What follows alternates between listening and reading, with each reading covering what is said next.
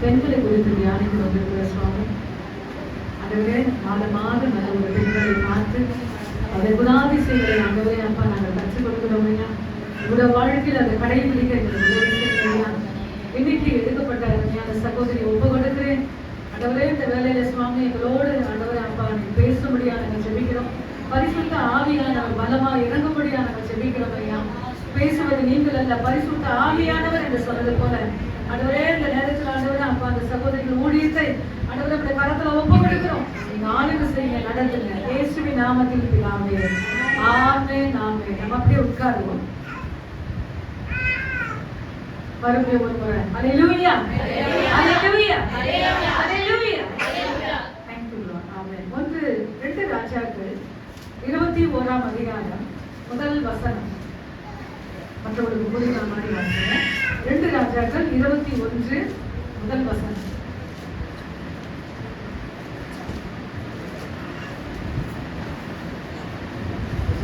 மானசா ராஜாவாகிய போது 12 வயதாய் இருந்தான். 55 வருஷம் எருசலேமின் அரசாண்டு. அவன் தாயின் பேர் எப்சிபாள். எப்சிபாள். இங்க யாரா எப்சிபாள் இருக்கீங்களா? இன்னைக்கு நான் ஒரு எப்சிபாவா மாறணும். நான் ஒண்ணு என்ன சொல்ற, நான் ஒண்ணு எப்சிபாவா மாறணும். எல்லாரும் இந்த நெஞ்சில கை வச்சு சொல்லுங்க, நான் ஒரு எப்சிபாவை மாறணும். அந்த குணாதிசயங்களை நான் சொல்லுகிறேன், நல்ல ஒரு அருமையா இருக்கும். எப்சிபாள். இந்த எப்சிபாள் யார் என்று சொல்லும் போது அவங்களுடைய பையன் பேர் பாத்தீங்கன்னாக்கா மனாசே ராஜாவாகிற போது எத்தனை வருஷம்? 12 வயசு. அப்பெல்லாம் நீங்க பாத்தீங்கன்னா 7 வயசுல ராஜா, 9 வயசுல ராஜா. எத்தனை பேர் படிச்சிருக்கீங்க? ஆமென் ஹல்லேலூயா. மனாசே ராஜாவாகிற போது 12 வயதா இருந்து 55 வருஷம் எருசலேமிலே அரசாண்டார். அவன் தாயின் பெயர் எப்சிபாள். வாயை திறந்து சொல்லுங்க, எப்சிபாள். ஹல்லேலூயா. இவங்க பாத்தீங்கன்னாக்கா இந்த சகோதரி நம்ம தியானிக்கலாம். ஆனா இந்த சகோதரியுடைய கணவனை கொஞ்சம் நம்ம தியானம் பண்ணிட்டு அப்போ இவங்களுடைய கேரக்டர் எப்படி இருக்கும்னு சொல்லி நீங்களே ரீச் பண்ணலாம். ஆமென். இப்போ நான் வாசிக்க போகிறோம் 2 ராஜாக்கள் 18ஆம் அதிகாரம் 4ஆம் வசனம் ஒருத்தர் வாசிங்க, 5ஆம் வசனம் ஒருத்தர் வாசிங்க. 2 ராஜாக்கள் 18 4 ஒருத்தர் 5. வாசிங்க வாசிங்கம்மா.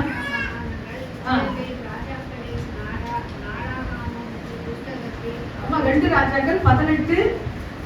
அவன் மேடைகளை அகற்றி சிலைகளை தகர்த்து. வாசிங்க, அதே வாசிங்க. 2 ராஜாக்கள்ல 18ல 4ஆம் வசனம் 5ஆம் வசனம் வாசிங்க சிஸ்டர்.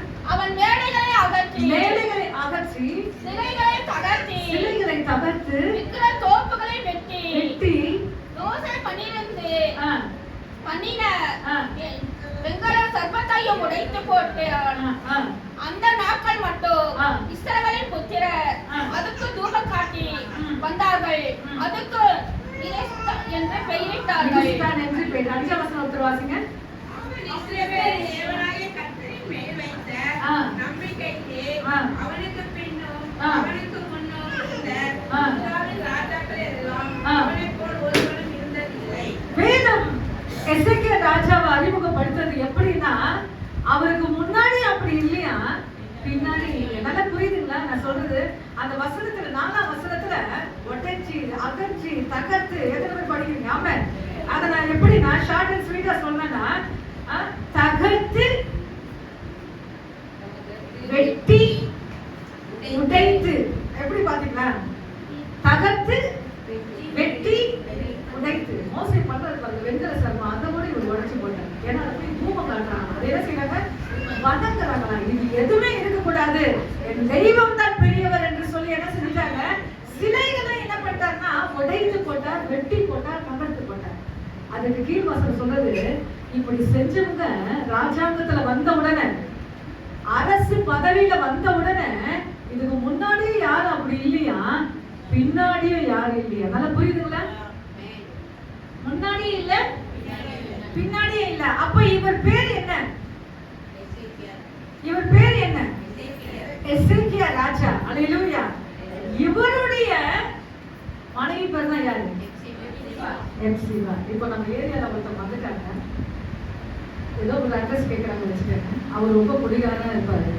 அப்போ அட்ரஸ் கொடுக்குறவங்க என்ன சொல்லுவாங்க, அந்த அந்த குடிகார என்ன சொல்லுவாங்க, எப்பவுமே குடிச்சிட்டு அவங்கள பண்ணுவாங்க. அவங்களுக்குள்ள பேசணும். உலக பிரகாரமான ஜனங்களை நான் சொல்றேன். அல்லேலூயா.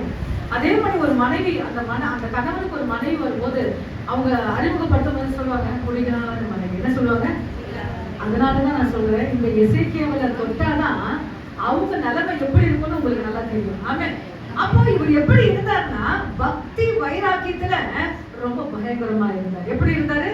பக்தி வைராக்கியத்துல ரொம்ப பயங்கரமா இருந்தார். அப்ப எப்படி இருந்தார்னா 5ஆம் வசனம் சொல்லுறது 2 ராஜாக்கள் 18ஆம் அதிகாரம்.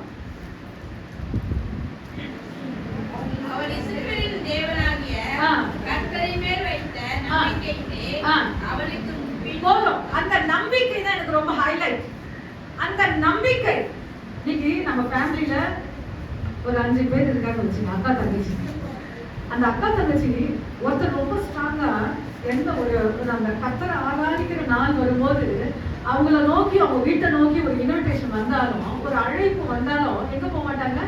நான் சொல்றது எல்லா நாளும் சொல்றேன், கர்த்தருடைய நாள் சண்டே ஆராதனையில ஒரு இன்விடேஷன் வருது.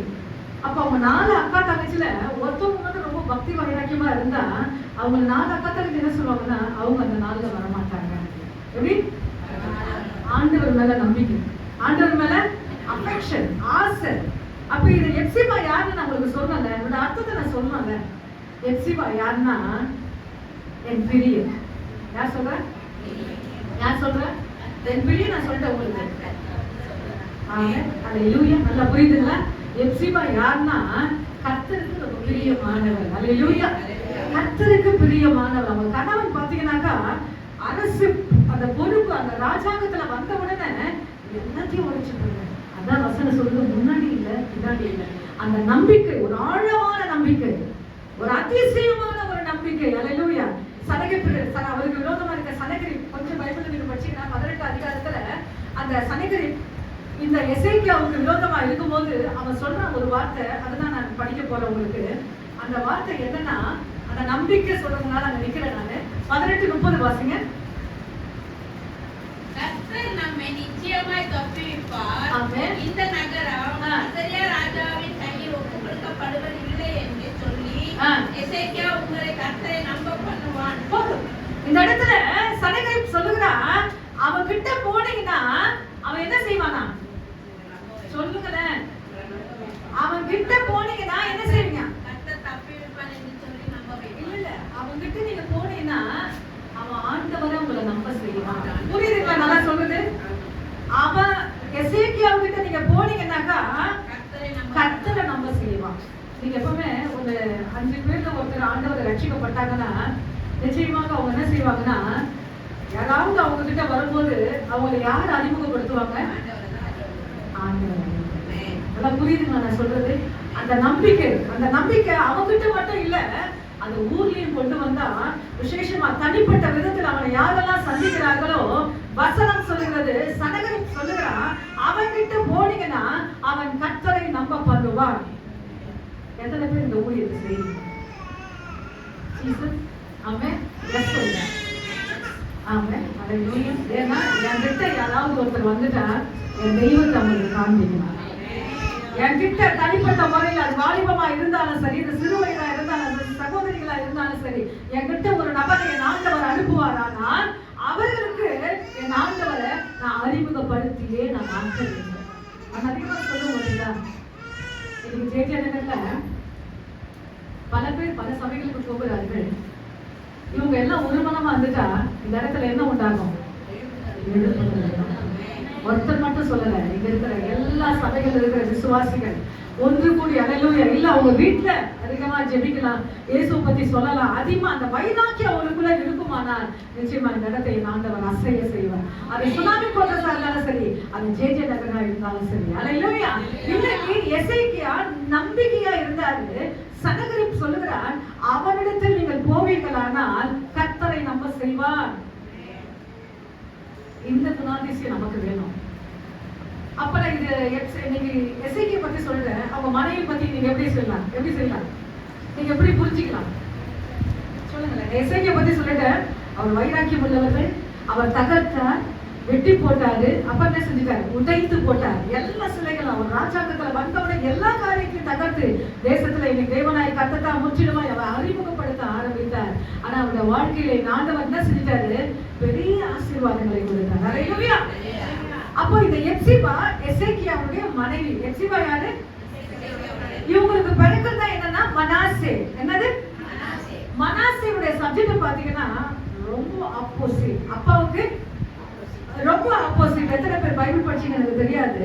இன்னைக்கு எசேக்கியா ரொம்ப பக்தி வைராக்கியமா இருந்துட்டாரு. அவர் இறந்த உடனே அவங்க பிள்ளை மனாசே ராஜாவாகிற போது மறுபடியும் எல்லாத்தையும் உண்டாக்குறாங்க. அவர் எப்படியெல்லாம் வெட்டி போட்டாரோ, அவர் எப்படியெல்லாம் தகர்த்து போட்டாரோ, அவர் எப்படியெல்லாம் உடைத்து போட்டாரோ, மறுபடியும் அவர் செட் பண்ணிட்டு அவன் என்ன செய்யறான்? இந்த காரியத்தெல்லாம் எவ்வளவு வேதனை. இப்போ எப்சிபாவுடைய நிலைமையை நல்லா புரிஞ்சுங்க. நான் புரிஞ்சு சொல்றேன். ஒரு பக்கம் பக்தி வைராக்கியம் உள்ள கணவன், மறுபக்கம் யாரு? பக்தி இல்லாத. சில பேர் சொல்லலாம், 60 வயசுல என் கணவனை கட்டிட்டு எவ்வளோ கஷ்டப்படுறேன். நீங்க என்ன சொல்லலாம்? 40 வயசுல, 50 வயசுல, ஹல்லேலூயா, என்ன சொல்லலாம்? ரொம்ப கஷ்டப்படுறேன் சொல்லலாம். எப்பவுமே ஆண்டவர் மைனஸா இருக்கிற இடத்துல ஒரு பிளஸ் போடுவார். ஆண்டவர் என்ன செய்வாரு? மைனஸ்னா உங்களுக்கு ஒண்ணுமே தெரியாது, வெளியே போக தெரியாது, கடைக்கு போக தெரியாது. அதுக்கு ஆப்போசிட் உங்க வீட்டுக்கார் என்ன செய்வாரு? எல்லாமே அந்த ஊரை சுத்தி காட்டுறது, மற்ற காரியங்கள் அவங்களுக்கு ஒண்ணுமே தெரியாது. அந்த இடத்துல ஆண்டவர் என்ன செய்வாரு? ஒரு பிளஸ் வச்சு பக்கத்துல என்ன செய்வாரு? ஜாதி கேட்ட மொழி. உங்களுக்கு ஒண்ணுமே தெரியாது, உங்க வீட்டுக்காருக்கு எல்லாமே தெரியும். சில நேரத்துல நீங்க நல்லா பேசுவீங்க, சில காரியத்துல உங்க வீட்டுக்காரர் செய்ய முடியாது, பேசவே தெரியாது. அந்த இடத்துல என்ன செய்வாரு? ஆண்டவர்களை யூஸ் பண்ண. அதுதான் எப்பவுமே பிளஸ்க்கு பிளஸ் கொடுக்க மாட்டாரு, மைனஸ்க்கு ஒரு பிளஸ் கொடுப்பாரு. நல்லா புரியுதுங்களா? ஹல்லேலூயா. அதே மாதிரிதான் இந்த எசேக்கியாவுடைய மனைவி எப்சிபா. ஒரு பக்கம் மனாசே கீழ்ப்படியாத பிள்ளை, மறுபக்கம் வைராக்கியம் உள்ள கணவன். அப்போ இவங்க 2 பேர் மத்தியில அருமையான எப்சிபா எப்படி டிராவல் பண்ற நல்லா புரிஞ்சுங்க. நம்ம என்ன செய்வோம்னா, குடும்ப ஜெபம் வரும்போது பைபிள் எடுத்துக்க எல்லாமே ஒன்னா வந்துருவோம். அந்த இடத்துல ஒரு போட்டி நடக்கும் பாத்தீங்களா? என்ன போட்டி சொல்லுங்க? பைபிள் வாசிப்பது. அப்புறம் நீ ஜோம் பண்ணு. முதல்ல என்ன சொல்லுவாங்க? ஃபர்ஸ்ட் நான் ஸ்டார்ட் பண்ண மாட்டேன். என்ன செய்வாங்க? ஃபர்ஸ்ட் நீ ஜோம் பண்ணு. ஆனா குடும்ப தலைவிகள் அந்த இடத்துல என்ன செய்யறது? போட்டி வர வைக்க கூடாது. ஆண்டவர் துக்கப்படுவார். வைராக்கியம் உள்ள குடும்பம், பக்தி உள்ள குடும்பம், அந்த இடத்துல ஒரு வாதம் வருவது ரொம்ப வேதனை. ஹல்லேலூயா. உடனே நீங்க என்ன செய்யணும்? ஸ்டார்ட் பண்ணிடணும். என்ன செய்யணும்? ஃபர்ஸ்ட் கியருக்கு போட்டு செகண்ட் கியருக்கு தூக்கிடணும். ஆமென். ஹல்லேலூயா. உங்க ஜெபம், உங்க வல்லமை, உங்க பாட்டு அப்படிதான் இருக்க வேண்டும். ஆமென். இன்னைக்கு தேவ சமூகத்துல இந்த பிரியத்தை குறித்து நான் பார்க்கலாம்னு சொல்லி நான் ஆசைப்படுகிறேன். இப்போ மோசே ஒரு ஜெபம் செய்யறாரு. என்ன ஜெபம்னா, சங்கீதம் 90:17 வாசிக்கிறேன். அவருடைய ஜெபத்தை பாருங்க. மோசேயுடைய ஜெபம் சங்கீதம் 90:17. பிரியம். எங்கள் தேவனாகிய ஆண்டவரின் பிரியம் எங்கள் மேல் இருப்பதாக எங்கள் கைகள் கிரியையை எங்களிடத்தில் உறுதிப்படுத்தும். ஆம், எங்கள் கைகளின் கிரியையை எங்களிடத்தில் உறுதிப்படுத்தும். மேல் வாக்கியம் மட்டும் படிமா. எங்கள் தேவனாகிய ஆண்டவரின் பிரியம் எங்கள் மேல் இருப்பதாக. ஆண்டவரின் பிரியம் எங்கள் மேல். ஆனா எப்சிபா இது ஜெபம் பண்ணல. ஆனா எப்சிபா இவங்க மத்தியில டிராவல் பண்ணிட்டே இருக்கிறாங்க. ஆண்டவர் சொல்கிறார், என் பிரியம். அவருடைய அர்த்தம் என்னன்னா, பேருடைய அர்த்தம் என் பிரியம். அப்ப இங்க மோசே ஜெபிக்கிறார், பெரிய வல்லமல்ல தாசன்.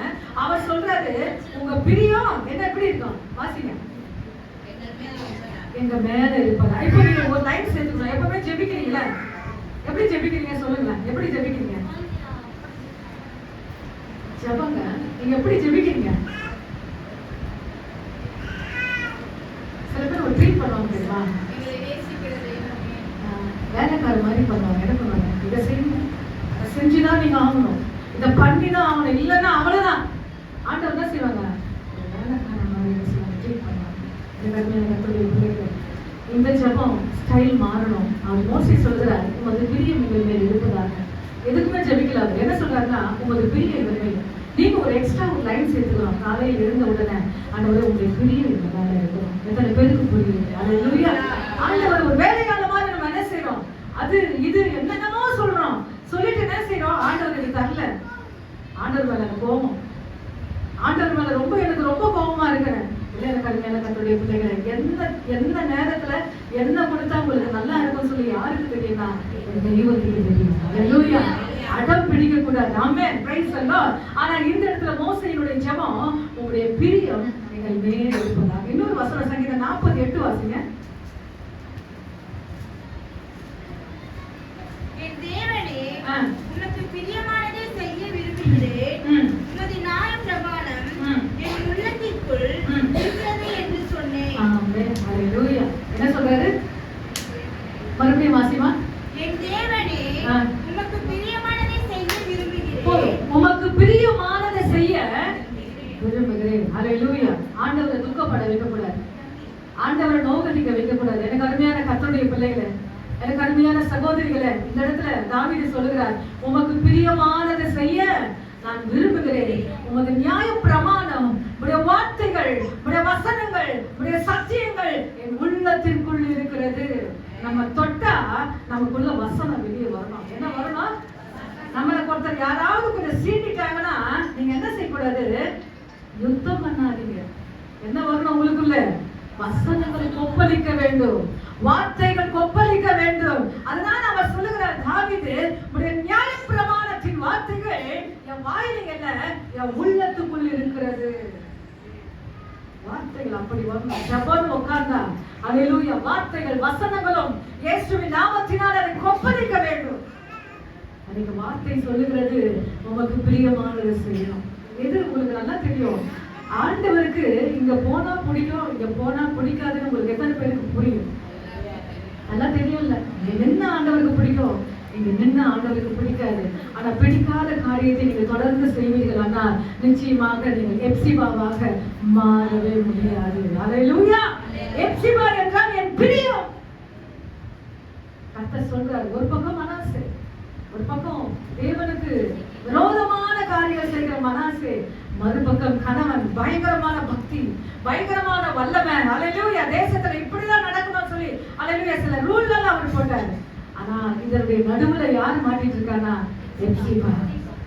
அதனாலதான் ஆண்டவர் சொல்லுகிறார், என் பிரியம் அவள் மேல் இருப்பதாக. ஹல்லேலூயா. இந்த வசனத்தை நம்ம வாசிக்க போகிறோம். இந்த எப்சிபா யாருனாக்கா, ஏசாயா 62:4 வாசிங்க. நீ கைவிடப்பட்டவள் என்னப்படாமலோ, ஆமென். உன் தேசம் இனி பாழான தேசம் என்னப்படாமலோ, ஆமென். நீ எப்சிபா என்றும் உன் தேசம் பியூலா என்றும் சொல்லப்படும். ஆமென். ஹல்லேலூயா. நீ எப்சிபா என்றும் பியூலா என்றும் சொல்லப்படும். கர்த்தர் உன்மேல் பிரியமாய் இருக்கிறார். ஆமென். ஆமென். வாசி. உன் தேசம் வாழ்க்கைப்படும். ஆமென். ஹல்லேலூயா. நல்ல ஒரு அருமையான வசனம். இந்த சாராம்சம் நான் உங்களுக்கு சொல்கிறேன். ஏசாயா 62 எல்லாரும் எடுத்துங்க இந்த வசனத்தை.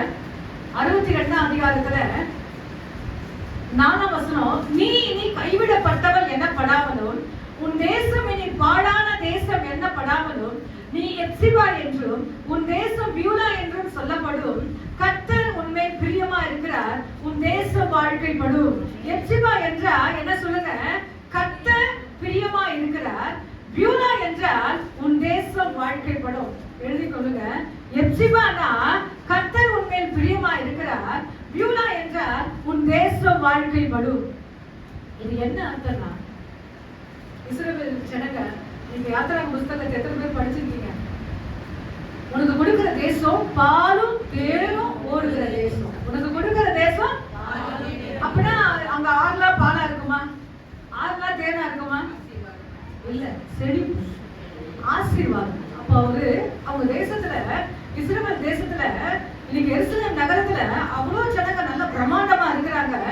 இன்னைக்கு ஆண்டவர் ஒரு பேர் சொல்லிட்டார் ஜனங்களுக்கு. என்ன பேர் சொல்லுங்க இஸ்ரவேல் ஜனங்களுக்கு?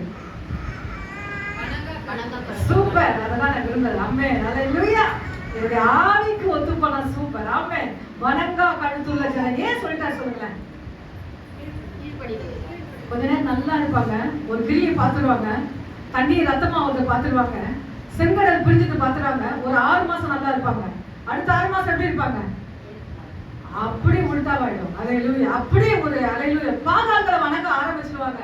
இதை பார்த்து பார்த்து ஆண்டவருடைய மனம் ரொம்ப நோவிச்சு. அப்ப ஆண்டவர் சொல்லிட்டார், இது வணங்கா கழுத்துள்ள ஜனம். ஹல்லேலூயா. இன்னைக்கு அந்த பேர் நம்ம என்ன செய்யக்கூடாது? நல்ல நல்ல ஆண்டவர் ஆசீர்வச்சா நல்ல சபைக்கு வருவோம், பைபிள் எடுப்போம், நல்ல ஆராதனை பண்ணுவோம், நல்ல நேர்முறையில் இருப்போம், எல்லாமே சரி. கொஞ்சம் வேற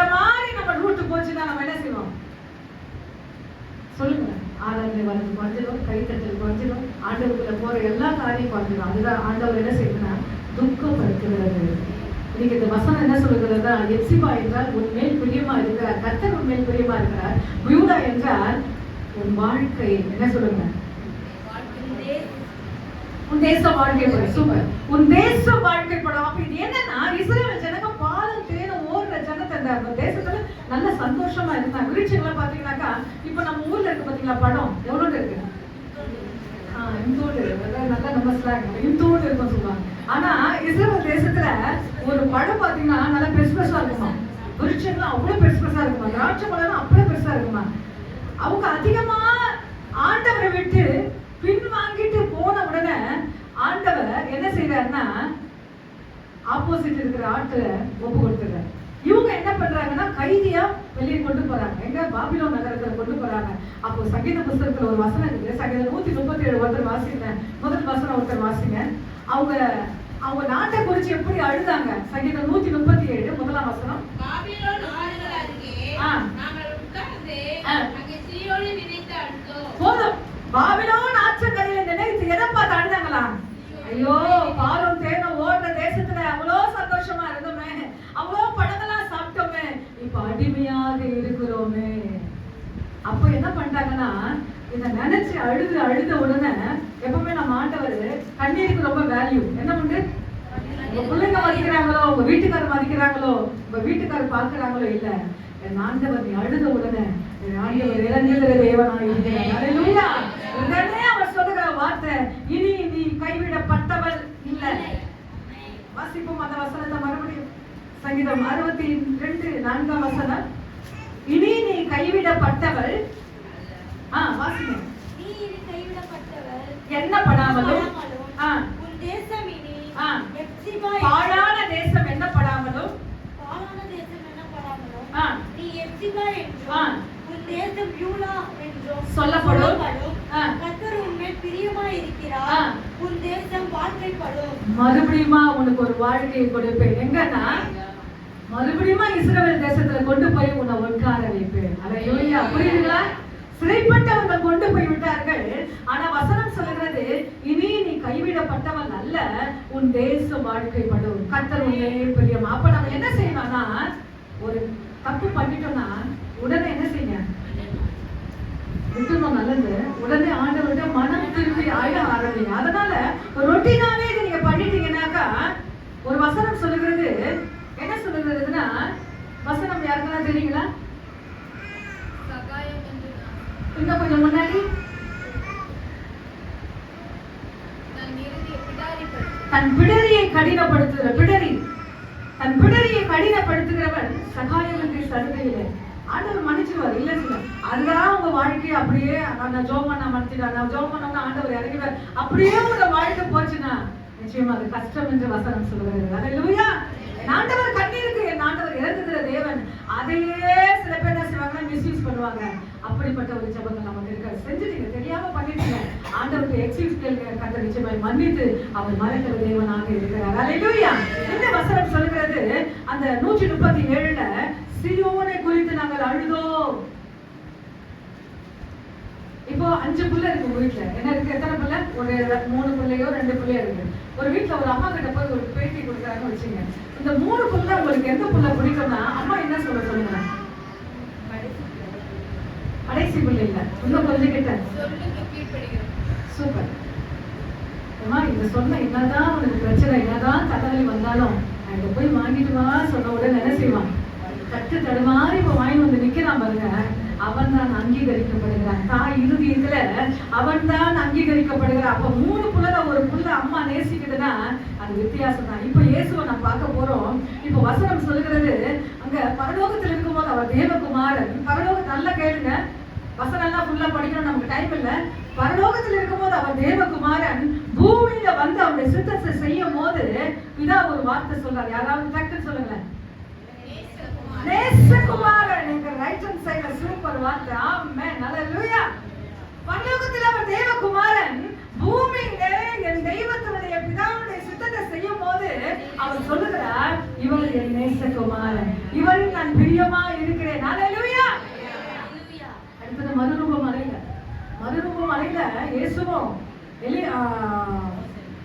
பேதுரு, யாக்கோபு, யோவான் பேசிட்டு இருக்கும்போது அங்கே எலியா, மோசே எல்லாரும் வராங்க. அப்ப அந்த இடத்துல ஆண்டவர் ஒரு வார்த்தை சொல்றாரு. அதை மட்டும் வாசிக்கலாம். மத்தேயு 17:5 வாசிங்க. கொஞ்சம் ஃபாஸ்டா வாசிங்க. மத்தேயு 17:5.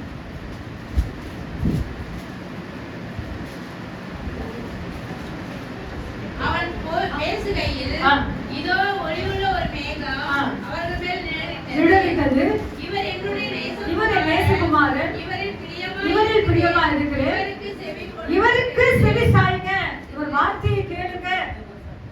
பரலோகத்துல இருக்கும்போது தேவகுமாரன் பூமியில வந்தவொடனே அதே தேவகுமாரன் தான் அவருடைய பணி, அவருடைய விருப்பத்தை செஞ்ச உடனே நேசகுமாரன். அப்ப நம்ம என்ன செய்யணும்? ஆண்டவருக்கு என்ன செய்யணும்?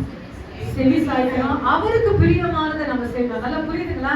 எப்சிபா ஆண்டவருக்கு பிரியமானதை செஞ்சுட்டா. ஆனா வேதம் சொல்லுகிறது எப்சிபா என்றால் என் பிரியம், கர்த்தர் அவன் மேல் பிரியமா இருக்கிறார். அல்லேலூயா. ஆண்டவர் நம்மளை பார்த்து சொல்லணும், இந்த நாள்ல, இந்த நேரத்துல, இந்த நிமிஷத்துல இங்க இருக்க மாட்டா. எங்க இருப்பார்? சபையில இருப்பார். கையை தட்டி ஆராதனையில் இருப்பா. யார் சொல்லலாம்? அவங்க பக்கத்துல இருப்பா. அதை பார்க்கும் போது, அதை கேள்விப்படும் போது என் ஆண்டவர் அல்லேலூயா பிரைஸ் தி லார்ட் சந்தோஷப்படுவார். ஆமென். Praise the Lord. அப்போ இந்த இடத்துல பாத்தீங்கன்னாக்கா, அப்போ இந்த பிரியம் என்று சொல்லும் போது 2 குறிப்பு எடுத்தேன். நான் என்னோட பாயிண்ட்ஸ் 2 குறிப்பு எடுத்தேன். இப்போ யோவான் எழுதின சுவிசேஷம், இந்த பாயிண்ட்ஸ்க்குள்ள நான் போல, இந்த வசனத்தை நான் மறந்துட்டேன். யோவான் 8:29 வாசிங்க. தேவனுக்கு என் ஆண்டவர் எப்படி பிரியமா இருக்கிறார், அது மட்டும் வாசிச்சுட்டு நான் பாயிண்ட்ஸ்க்குள்ள போலாம். அவர்களை நோக்கி, நான் போகிறேன், நீங்கள் என்னை தேடி உங்கள் பாவங்களிலே. 8:29 யோவான் 8:29. என்னுடன் கூட இருக்கிறார், என்னோடு இருக்கிறார். பிதாவுக்கு பிரியமானவைகளை நான் எப்பொழுதும் செய்கிறபடியால் அவர் என்னை தனியே இருக்க விடவில்லை என்றார். புரியுதுங்களா? தனியே இருக்க விடவில்லை. எல்லாத்தையும் விட்டுட்டு பூமியில வந்தாருங்க. உங்களுக்காக எனக்காக வந்துட்டாரு. அவர் யாருக்கு பிரியமான செஞ்சாருன்னா பிதாவுக்கு பிரியமான காரியங்களை செய்யறாரு. அப்ப பாத்தீங்கன்னாக்கா 24 hours பிதா கிட்ட அவர் பேசிட்டே இருக்கிறார். புரியுதுங்களா? பிதா கிட்ட யார் பேசுறாருன்னா இயேசு கிறிஸ்து. அப்ப அவர் சொல்றாரு, நான் அவருக்கு பிரியமான செய்தனால அந்த தனிமை என்ற உணர்வு வராத அளவுக்கு என் பிதா என்னை நடத்துகிறார். எத்தனை பேர் தனிமையா இருக்கீங்க எனக்கு தெரியாது.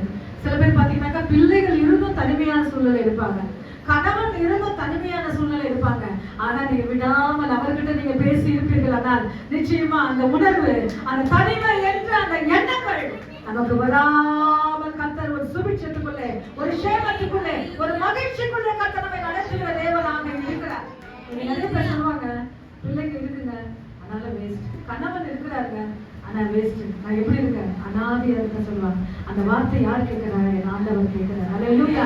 அந்த சூழ்நிலையில நீங்க ஆண்டவர்கிட்ட பேச ஆரம்பிங்க, அவரோட உறவு கொள்ள ஆரம்பிங்க, அவரோட உங்க நெருக்கத்தை காண்பீங்க. அந்த தனியா இருக்கிற அந்த ஃபீலிங் வராத அளவுக்கு கர்த்தர் உங்களை நடத்துகிற தேவனா இருக்காங்க. ஃபர்ஸ்ட் என்ன குறிப்பு நான் பார்ப்போமானா, சங்கீதம் 147:11 வாசிங்க. சங்கீதம் 147:11.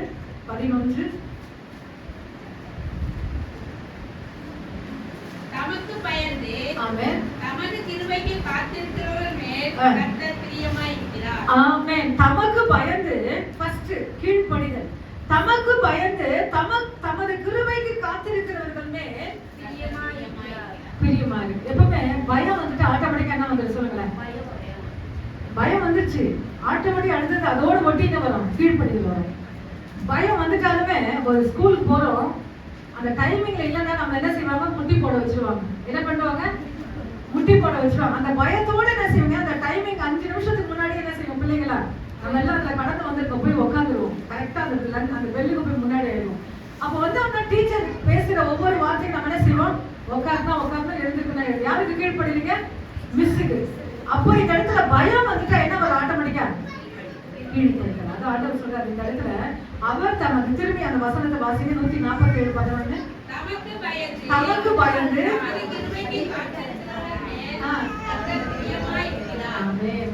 கர்த்தருக்கு பயப்படணும். என்ன பண்ணணும்? ஆண்டவருக்கு பயப்படணும். அல்லேலூயா. யாருக்கு பயப்படுறீங்களோ இல்லையோ கர்த்தருக்கு பயப்படுங்க. எனக்கு ரொம்ப முக்கியம். ஆராதனை பகுதி ரொம்ப முக்கியம், வசனத்தின் பகுதி ரொம்ப முக்கியம். இதெல்லாம் நம்ம கை கொள்வோமானா நிச்சயமா அவருக்கு பிரியமாக அவருக்கு பயந்து நாம் நடக்கிறோம். ஆமென்.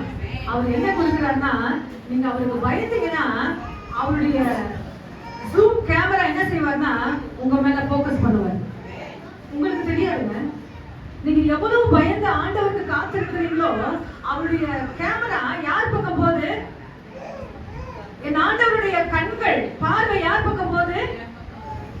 உங்க பக்கம் வருது. யார் அவருக்கு பிரியமா நடக்கிறீங்களோ, இந்த வசனத்தில் இருக்கிற எல்லா வார்த்தைகள் அல்லேலூயா அதன்படி யாரெல்லாம் நடக்கிறீங்களோ அவங்க பக்கம் அந்த கேமரா கடந்து போகிறது. நிச்சயமா என் ஆண்டவர் அல்லேலூயா கேமரா கடந்து போகிறது மட்டும் இல்ல, அவங்களுக்கு தேவையான சகல காரியங்களை ஆண்டவர் கொடுத்து நடத்து அவர் ஆசீர்வதிக்கிற தேவனாக இருக்கிறார். இன்னொரு வசனம் வாசிங்க, ஏசாயா 66. இது ரொம்ப நல்லா இருக்கும். ஏசாயா 66 2ஆம் வசனம் வாசிங்க. என்னுடைய கரம் இவைகள் எல்லாம் சிருஷ்டித்ததினால் இவைகள் எல்லாம் உண்டாக்கின என்று கர்த்தர் சொல்கிறார். ஆமென். ஆனாலும் சிறுமைப்பட்டு ஆவியில் நொறுங்குண்டு என் வசனத்துக்கு நடுங்குகிறவனையே நோக்கி பார்ப்பேன். போதும். அல்லேலூயா. என் வசனத்துக்கு நடுங்குகிறவன். அப்ப எடுத்த உடனே பைபிள் எடுக்கும் போது அப்படியே ஆடிட்டு எடுக்க சொல்லல. புரியுது நல்லா சொல்றது? இந்த வசன பைபிள் தூக்குறீங்க, தூக்கும் போதே ஐயோ சொல்லிட்டு இந்த வசனத்தை அப்படியே சில பேர் பாக்க பதட்டத்தோட இருப்பாங்க. அதை நான் சொல்லல, இந்த வார்த்தைக்கு நடுங்க வேண்டும். அவன் என் வசனத்துக்கு என் வார்த்தைக்கு நடுங்குகிறவனையே நோக்கி பார்ப்பேன். சொன்ன பாத்தீங்களா, அவருடைய கேமரா எங்க வரணும்னா உங்ககிட்ட வரணும். இந்த 20 பேர் 30 பேர் உட்கார்ந்து இருக்கிறோம், உங்க பக்கம் தனியா அந்த கேமரா உண்டாக்கணும்னா அவருக்கு பிரியமானது நம்ம செய்யும் போதுதான் கர்த்தர் நம்ம பிரியமா இருக்கிறார். அல்லேலூயா. இந்த வசனம் சொல்கிறது, எப்பவுமே நான் பைபிள் படிச்சாக்கா பைபிள் கீழே இருந்தா கூட ரொம்ப கஷ்டமா இருக்கு. சில பேர் பாத்தீங்கன்னா பைபிள் ரொம்ப அனாவசியமா வச்சுட்டு போவாங்க. நீங்க ஒரு டாக்டர் கிட்ட நீங்க போறீங்க, ஜெனரல் டாக்டர் கிட்ட போறீங்க, அவர் கொஞ்சம் ஒரு 4-5 காரியத்தை படிச்சுட்டு அவர் ஒரு கிளினிக் வச்சுக்கலாம், ஒரு டாக்டர் வச்சிருக்கலாம், ஒரு இது என்ன சொல்றது ஒரு கிளினிக் வச்சிருக்கலாம். அதே மாதிரி சில பேர் பாத்தீங்கன்னாக்கா குழந்தை நல மருத்துவர், புரியுதுங்களா? அடுத்தது பார்த்தா ENT, இது மட்டும் தான் பார்ப்பாங்க, இதெல்லாம் பார்க்க முடியாது. அப்ப சில பேர் பாத்தீங்கன்னாக்கா ஹார்ட், அந்த ஹார்ட்டுக்கு மட்டும் தான் பார்ப்பாங்க. ஆனா இது அப்படி எல்லாத்துக்குமே போதும். ஆமென். எதெல்லாம் வார்த்தை இருக்குதோ அதெல்லாம் சரிப்படுத்துங்கன்னா அவருடைய வார்த்தை. அல்லேலூயா. இந்த வார்த்தை எப்படி நான் நேசிக்கிறேன். பலிபீடத்துல இருந்து கர்த்தருடைய வார்த்தை வரும்போது அது ரேமாவாய் கடந்து வரும். ரேமா என்றால் நம்முடைய தனிப்பட்ட முறையிலே அது வரும்போது நம் ஆமென் அல்லேலூயா என்று சொல்லும்போது அந்த வார்த்தை எனக்கு பதிக்கும் என்று வசனம் சொல்லுகிறேன். ஆமென். என் வசனத்துக்கு நடுங்குகிறவனை நோக்கி பார்ப்பேன். ஒரு அருமையான சகோதரி இருந்தாங்க, இந்த பைபிள் மேல எதையும் வைக்க விட வேண்டாம். வீட்டுல பைபிள் ரொம்ப மேலான இடத்துல இருக்கும். ரொம்ப என்ன சொல்றது, எல்லா காரியத்தையும் ரொம்ப பீரோல பூட்டி என்னமோ அதுக்கு வச்சு என்ன செய்வோம், மரியாதை கொடுப்போம். ஆனா சில காரியத்துக்கெல்லாம் வித்தியாசமான மரியாதை கொடுப்போம். ஆனா அதை விட மேலானதுதான் இந்த கர்த்தருடைய வார்த்தை. யாராவது பைபிள் மேல போன் வச்சா கூட நீங்க அலோவ் பண்ணாங்க. உங்க கண்ணுக்கு எதிர்க்க பாக்குறீங்களா, அதை பேசுங்க, கடிந்து கொள்ளுங்க, தப்பே இல்லை. ஆனா இது மேலான வார்த்தை, மேன்மையான வார்த்தைகள். இதில் அத்தனை வார்த்தைகள் உண்டு. நம்மை கட்டி எழுப்புகிற வார்த்தைகள், நம்மை ஆறுதல் அடையாமல் இருக்கும் போது நம்மை தைரியப்படுத்திய வார்த்தைகள் இந்த வார்த்தைகள். அல்லேலூயா. இந்த வார்த்தையை நாம் சுமக்க வேண்டும். அந்த இயேசுவின் நாமத்தில் அதான் சொன்ன பார்த்தீங்களா, உங்களை தொட்ட வசனம் வரணும். நம்மளை தொட்ட என்ன வரணும்? வசனம். அதனால தினத்தோறும் படிங்க. இது அப்படியே எங்க போய் டவுன்லோட் ஆகுனா உங்க மண்டையில போய் டவுன்லோட் ஆகும். அது டவுன்லோட் ஆன உடனே இப்ப நான் கேட்கறேன் பாருங்க, வசனம் இப்படி ரைட் ஹேண்ட் சைட்ல சொல்லிட்டே இருக்காங்க பாருங்க. அது எங்கன்னா நான் 5 வருஷம் விசுவாசி 10 வருஷம் விசுவாசி இல்ல, இந்த வசனம் எல்லாம் டவுன்லோட் ஆயிட்டு கேட்கும் போது அந்த வசனத்தை நீங்க சொல்றீங்க பாருங்க, கர்த்தர் நிச்சயமா உங்களை ஆசீர்வதியா தேவனாக இருக்கிறார். அல்லேலூயா. இரண்டாவதாக உண்மை. இப்போ வாசிக்க போகிறோம் நீதிமொழிகள் 12:22 வாசிங்க. நீதிமொழிகள் 12:22.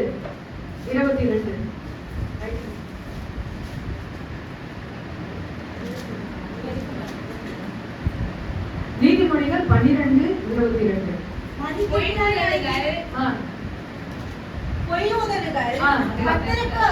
அருவருப்பானவர்கள் பொய் முதல்கள். நான் சில பேர் சொல்லுவாங்க, நான் நல்லதுக்கு தான் சொன்னேன். என்ன சொல்லுவாங்க? நான் நல்லதுக்கு தான் சொல்றேன். நீங்க நல்லதுக்கு சொல்றீங்களா கெட்டதுக்கு சொல்றீங்க, அது பொய் தான். அது என்னது? பொய் தான். அந்த பொய் யாருக்கு வரக்கூடாது? என்ன பாருங்கள, எனக்கு வரக்கூடாது. எனக்கு நான் பேசுற வார்த்தைக்கு என்ன செய்யணும்? ஆண்டவர் சொல்றாரு, உண்மை உள்ளவர்கள் மேல் கர்த்தர் பிரியமா இருக்கிறார். அப்போ என்னோட கேரக்டர் எப்படி இருக்கணும்? என் வார்த்தை எப்படி இருக்கணும்? இந்த எப்சிமா அப்படி வாழ்ந்து காட்டினாங்க. இந்த எப்சிமா என்ன பண்ணிட்டாங்க?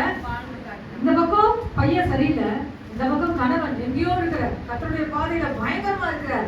ஆனா இங்க பார்த்தீங்கன்னா அவன் காலத்துக்கு தாழ இருக்கிறா, தேவனுக்கு பிரியமில்லாத காரியத்துல. இந்த நடுவில் அவன் டிராவல் பண்ணும்போது எவ்வளவு கஷ்டப்பட்டு இருப்பான். அது ரொம்ப முக்கியம்.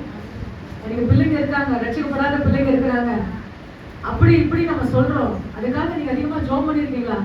எனக்கு அருமையான ஒரு சகோதரி, நான் ஜபிக்கவில்லை, காலையில எனக்கு ஒரு போன் கால் வந்தது. நான் அல்லேலூயா போன் எடுத்தோன்னு அந்த பெண் ஆட ஆரம்பித்தார். 35 ஆண்டுகளுக்கு மேலாக அந்த சகோதரி நான் அறிஞ்சிருக்கிறேன்.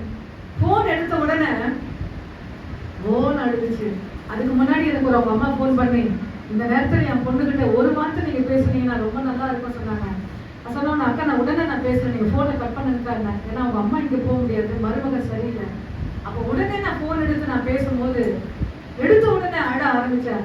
அப்ப நான் சொன்னேன், ஏமா என்ன பிள்ளைங்க சரியில்லை, இந்த பக்கம் கணவன் சரியில்லை, இந்த பக்கம் பிள்ளைங்க சரி, ரெண்டு நடுவில் நான் மாட்டிட்டு இருக்கேங்க, என்னால முடியலக்கா, எனக்காக ஜெபிங்கள் என்று சொன்னேன். ஏன்னா அவ ரட்சிக்கப்பட்ட பெண்ணு, ஞானஸ்தானம் எடுத்த பெண்ணு, திருமணம் யாராச்சுன்னா உலக பிரகாரமான பெண்ணு. பையன் அவன் கல்யாணம் பண்ணதுனால இந்த நாள் வரைக்கும் வேதனை தான், கண்ணீர். அப்போ நான் சொன்னேன் இந்த காரியம், சில ஆலோசனைலாம் நான் சொன்னேன். அக்கா தொடர்ச்சி என்கிட்ட பேசுங்கக்கா, இந்த வார்த்தை எனக்கு கேட்கும் போது ஒரு எனர்ஜி, கேட்கும் போது ஆண்டவர் மேல ஒரு நேசம், கேட்கும் போது ஆண்டவர் மேல எனக்கு ஒரு பிரியம் வருதுன்னு சொன்னேன். அப்புறம் தொடர்ச்சி எனக்கு பேசு, கர்த்தர் நிச்சயமா உனக்கு உதவி செய்வார், நீ கவலைப்படாத, நீ அதிகமா ஜெபத்தை கேளுன்னு சொன்னேன். அப்ப அவன் சொன்ன ஒரு வார்த்தை, அக்கா என்னை கொண்டு போய் அந்த காரியத்துல வைக்கும் போது அந்த நான் கையில வச்சுதான் அதை நான் பண்ண வேண்டிய சூழ்நிலை. ஆனா ஞானஸ்தானம் எடுத்த பிள்ளை, சபைக்கு வந்த பிள்ளை, வைராக்கியமா இருந்த குடும்பங்க. அப்ப நான் ஒன்னே ஒன்று சொன்னேன், நீ எடுத்துடு. ஆனா எடுத்துட்டா வாயில என்ன வரணும்? இருதயத்துல என்ன வரணும்? நீ யாருக்கு செய்யற? கர்த்தருக்கு செய்யற. இதோட சூழ்நிலை அவருக்கு நல்லா தெரியும். ஆண்டவரே நான் மன்னிங்க, நான் உமக்கு செய்யறேன்னு சொல்லி ஒரு ஜெபத்தை நீ ஏறிடு. நிச்சயமா அந்த நேரத்துல ஆண்டவர் இனிமேல் உன்னை நிக்க வைக்க மாட்டாரு சொன்னேன். ஆமென். அது வெறுமனே நீங்க போய் நின்னீங்கன்னா நிச்சயமா அது பலிக்காது. உள்ள ஒரு போராட்டமான ஒரு ஜெபம், ஒரு அழுகையின் ஜெபம், ஒரு பெருமூச்சின் ஜெபம், அல்லேலூயா, ஆண்டவர் அசைக்க வைக்கிற ஒரு ஜெபம் நான் ஏறெடுப்பேனா நிச்சயமா மறுபடியும் அந்த இடத்துல என் ஆண்டவர் கொண்டு போய் விட மாட்டார். சாட்சிகள் உண்டுங்க, அனுபவங்கள் உண்டுங்க. எத்தனை பேர் ஆண்டவர் ரட்சித்திருக்கிறார். ஏமாத்திரம் அதிகமாய் கர்த்தருடைய வார்த்தை நான் சொல்ல ஆரம்பித்து அவர் தேவ சமூகத்துல சில காரியத்தை சில ஆளுநர். அப்போ ஒரே ஒரு அக்கா என் சகோதரி மீட்டிங், ஏன்னா நான் ஸ்டேட்டஸ் வச்சேன், அக்கா உங்க சகோதரி மீட்டிங்ல எனக்காக ஜெபம் பண்ணுங்க. நான் மறந்துட்டு இப்ப இந்த வசனங்களை சொல்லும் போது எனக்கு ஆண்டவர் நினைவுபடுத்துகிறார். ஏன்னா நான் ஜெபிக்கிறேன்னு சொல்லிட்டு ஜெபிக்கலன்னா அது என்னன்னா நானே அக்கௌண்ட்ல சேர்த்துக்கிற மாதிரி. நான் ஜெபிக்கிறேன் சொல்லுவேன், ஜெபிக்கலன்னா என்ன ஆகும்? பாவம். நான் ஜெபிக்க மாட்டேன் கூட எனக்கு கொஞ்சம் நினைவுபடுத்துங்க. அந்த பிள்ளை சொல்ல எனக்காக ஜெபம் பண்ணுங்க. அவங்க அம்மா ஒரு பக்கம் சொல்றாங்க, எங்களுக்காக ஜெபம் பண்ணுங்க சொல்லும் போது நிச்சயமா நீங்க மீட்டிங்ல நான் ஜெபம் பண்றேன். அல்லேலூயா. உண்மை ஃபர்ஸ்ட் கீழ்ப்படுதல். கர்த்தருடைய பிரியம் என் மேல இருக்கணும்னா கீழ்ப்படுதல். இரண்டாவது என்ன இருக்கணும்? உண்மை. இன்னைக்கு ஒரு வசனம் உண்டு, உண்மை உள்ளவன் முடிக்கல இன்னும் எனர்ஜியா வரல. பெறுவான். உண்மை உள்ளவன் என்ன ஆசீர்வாதம் பெறுவானா? பரிபூர்ணமான ஆசீர்வாதம். நிச்சயமா உண்மையா இருந்து பாருங்க. உங்க வேலை ஸ்தலமா இருந்தாலும் சரி, உங்க வீடா இருந்தாலும் சரி, உங்க கையில ஒரு அமௌண்ட் கொடுக்குறாங்க பாருங்க, எதுவா இருந்தாலும் சரி, உண்மையா இருந்து பாருங்க. கர்த்தர் நிச்சயமாய் கர்த்தர் உங்களை அங்கீகரிக்கிற ஒரு தேவனாக இருக்கிறார். அல்லேலூயா. உங்க ஓனரோ உங்களுடைய காரியங்களோ அவர்கள் அங்கீகரிக்கலாம் கூட பரவாயில்ல, என் ஆண்டவர் பாத்தீங்கன்னா உங்களை அங்கீகரிக்கிற தேவனாக இருக்கிறார். அல்லேலூயா. எல்லாரும் முழங்கால் படிக்குவோமா? மறுபடியுமா அந்த வார்த்தை மட்டும் நான் வாசிங்க. ஏசியா எல்லாரும் முழங்கால் போட்டு அந்த வசனத்தை வாசிக்கலாம் நினைக்கிறேன். ஏசியா 62 4ஆம் வசனம். எல்லாரும் பைபிள் எடுத்துக்கொள்ளுங்க. ஏசியா 62:4. எல்லா சத்தத்தை உயர்த்தி வாசிக்க போகிறோம். நல்ல ஒரு அருமையான வார்த்தை. ஏசியா 62:4. எல்லாரும் சேர்ந்து வாசிக்க போகிறோம். நான் ஸ்டார்ட் பண்றேன். என்னோட எனர்ஜி நீங்க வாங்க. எல்லாரும் எடுத்துக்கொண்டீங்களா? ஏசியா 62:4. நீ இனி கைவிடப்பட்டவள் எனப்படாமல் உன் தேசம் இனி ஆடான தேசம் சொல்லப்படும். நீ எப்சிபா என்று உன் தேசம் யூதா என்று சொல்லப்படும். கர்த்தர் உன்மேல் பிரியமாய் இருக்கிறார், உன் தேசம் வாழ்க்கைப்படும். கர்த்தர் உன்மேல் பிரியமாய் இருக்கிறார், உன் தேசம் வாழ்க்கைப்படும். மனம் திரும்பும் போது கர்த்தர் நமக்கு உதவி செய்கிறார். எல்லாரும் முழங்கால் படிட்டு கொஞ்ச நேரம் ஜெபம் பண்ணுவோமா? எல்லாரும் முழங்கால் படிட்டு, ஹalleluya. எல்லாரும் முழங்கால் படிட்டு எல்லாரும் ஜெபம் பண்ணுவோம். என்ன ஒரு எப்சிபாவா மாற்று, என்ன ஒரு எப்சிபாவா மாற்று. எப்சிபா என்றால் கர்த்தர் உன்மேல் பிரியமாய் இருக்கிறார், கர்த்தர் உன்மேல் பிரியமாய் இருக்கிறார். தேவனுக்கு பிரியமான காரியங்களை செய்யணும். ஆண்டவருக்கு எங்க பிடிக்கும் எது பிடிக்காதுன்னு சொல்லி உங்களுக்கு நல்லா தெரியணும். நல்ல வசனத்தை வாசிங்க, நல்ல வார்த்தையை தியானம் பண்ணுங்க. கர்த்தர் நிச்சயமாக உங்கள் மேல் பிரியமாய் இருக்கிறார். எல்லாரும் ஒரு சின்ன பாட்டு, உமக்கு பிரியமானதை செய்ய எனக்கு கற்றுத்தாங்க. இன்னைக்கு பெண்கள் கூட்டத்துல எப்சிபாவை நம்ம தியானம் பண்ணோம். எப்சிபா என்றால் கர்த்தர் உண்மையில் பிரியமாய் இருக்கிறார். உமக்கு பிரியமானதை செய்ய எனக்கு கற்றுத்தாரும் தெய்வம். எல்லாரும் பாடுங்க, ஹalleluya. உமக்கு பிரியமானதை செய்ய எனக்கு கற்றுத்தாரும் தெய்வமே.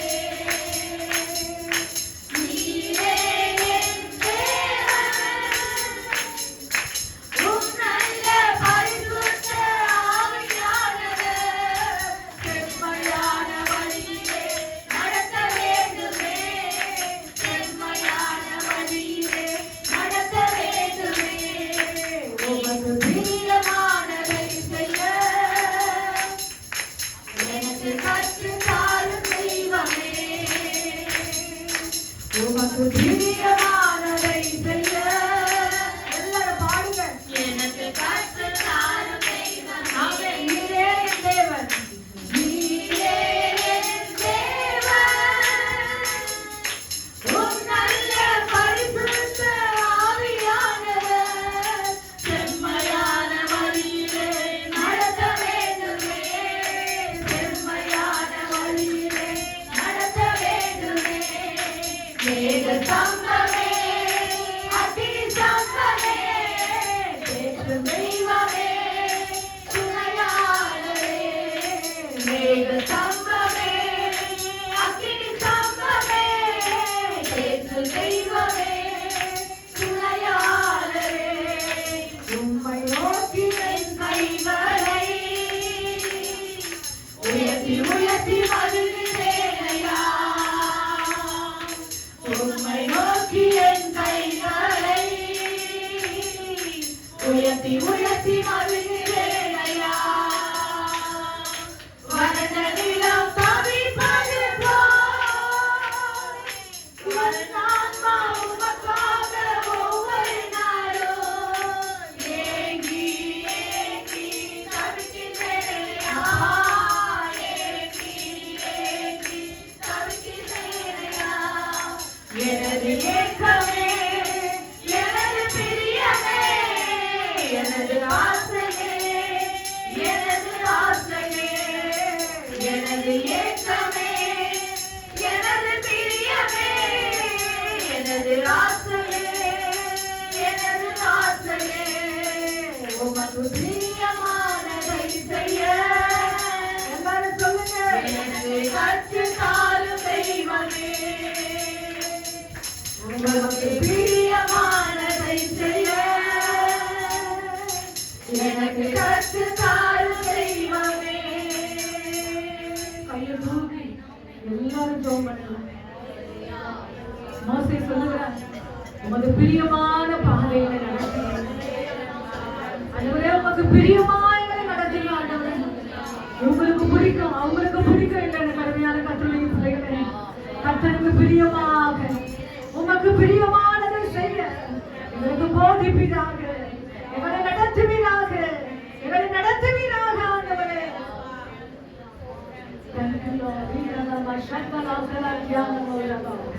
சகோதரிகள் மத்தியில் இந்த வசனத்தை கேட்ட யாராவது ஒருவர் உன் தேசம் எப்சிபா என்று அல்லேலூயா, praise the Lord, அல்லேலூயா, உன் அல்லேலூயா பியூலா என்றும் அழைக்கப்படும் என்று சொன்னது போல கர்த்தர் உன்மேல் பிரியமாய் தேச வாழ்க்கைப்படுவோம். அல்லேலூயா.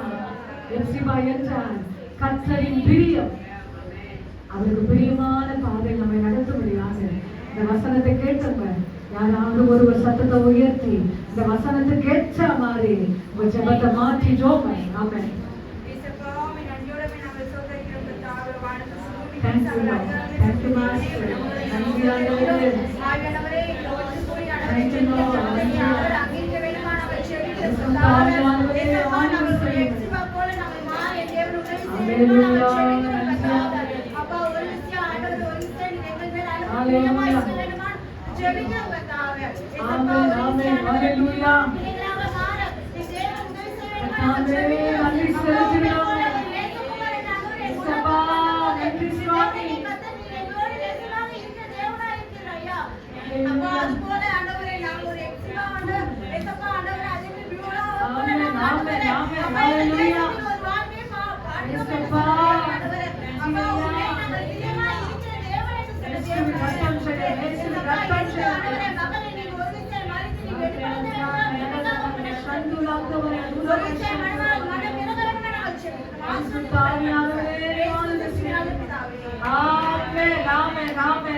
கர்த்தர் பெரியவராக இருந்து அவருக்கு பிரியமான காரியங்களை செய்ய போகிறபடியாலே கரங்களை தட்டி நாம் தேவனுக்கு மகிமை கொடுக்கிறோம்.